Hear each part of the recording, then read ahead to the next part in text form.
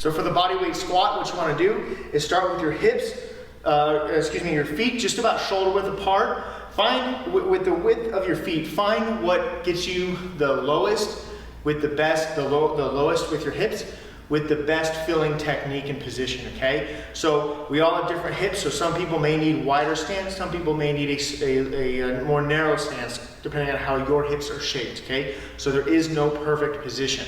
So my toes are not always pointed forward, my toes are out just a little bit.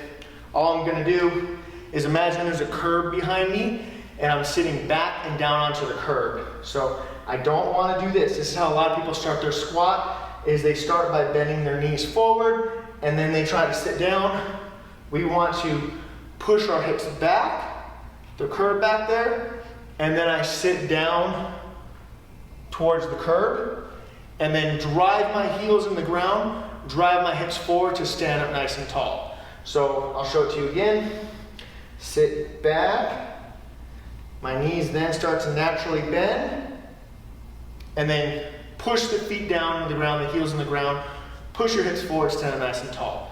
With your knees, make sure that your knees are not caving in. So you want your knees to be pressed away from each other. So as I squat down, my knees are pushing away, push my heels down, push my hips forward, stand up nice and tall. Now you'll notice I bring my hands out a little bit. All that does is that helps keep my chest up, because I don't want to squat like that. I want to squat here. Now, if you need to, you can hold on to the corner of a door frame or something with a hand.